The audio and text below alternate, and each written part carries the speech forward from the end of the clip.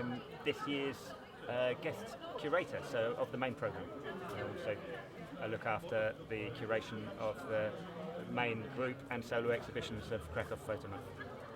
The theme this time, they asked me for a theme. I've given more of a kind of loose theme, which is from the outside looking in, which is more of an idea about photography than a proper kind of theme like war or something like that. It's more of an idea about how photography is made. So the theme is really based around photography and looking. Kraków Photomonth is on this kind of circuit of international photography festivals is one of the more interesting ones for me. It's still got some life in it. A lot of them get stuck in a rut and keep going, but this one seems to change and evolve every year. Never gets boring, never loses its impetus. Some of them get tired, but this one just hasn't. And I think it's the fact that it hasn't established itself as well as the others is the thing that keeps it going and keeps it vibrant and keeps it, with the kind of push of that staff that are driving it along, keeps them hungry for it. So I think it's the most interesting for me. The main programme starts tomorrow with a series of openings across the city. The openings are the Divisive Moments and Lookout exhibitions, which are a collection of American UFO photographs as Divisive Moments, and a collection of Polish UFO photographs are the exhibition Lookout. I hadn't realised when I came to Poland that how interested the Poles were in UFOs. I thought it would be an odd subject for them, but it turned out to be something which is very much more of interest to them than it is of the British even, or it's up there with the Americans. Big private archives of UFO research. It's great. It was a joy to find the Polish one. The next exhibition would be at Bunkier Sztuki, and that is the war from here, which are views of war from a non-conflict situation. So not people on the battlefront or on the front line, but people imagining war from home or commenting on war from different angles. And that can be observing people using drone military equipment to do airstrikes, to photo montage of that juxtaposes domestic settings and war situations. So it's a kind of non-documentary war show. It's quite easy to look at, but it gets you thinking about how you consume war pictures and how you think about war.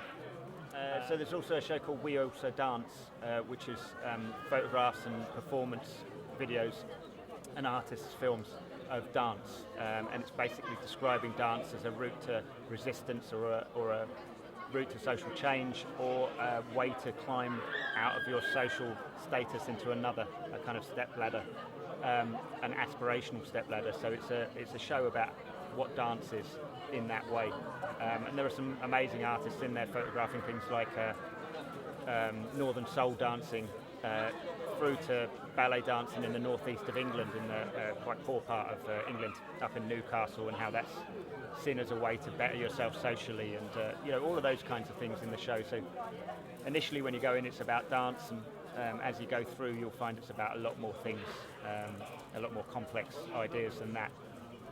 But anyway, it's got a lot of music in it, it's dancing. Yeah, so there's Grapevine by Susan Lipper, which is on at the Mossack Gallery in the beta space there.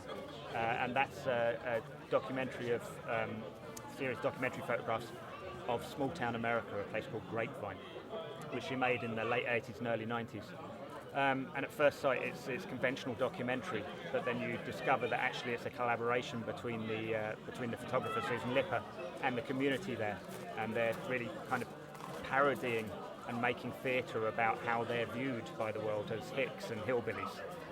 So the whole nature of what that project is, this documentary, just shifts when you realise that, and you realise it's theatre that's made for you and that's playing with you a bit.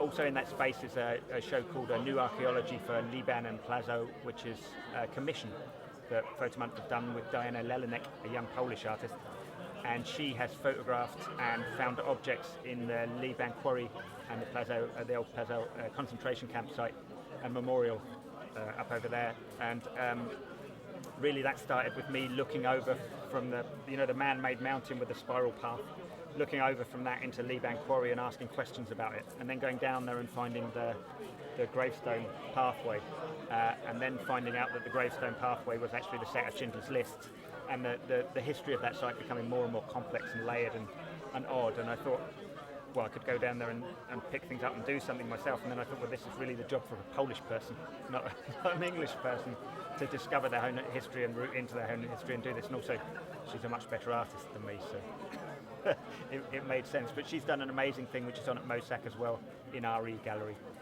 which is really dynamic. It's got objects, videos, photographs, and it really explores that history as a layered and confused thing, which is very good as well. And I think that's all the shows I've curated.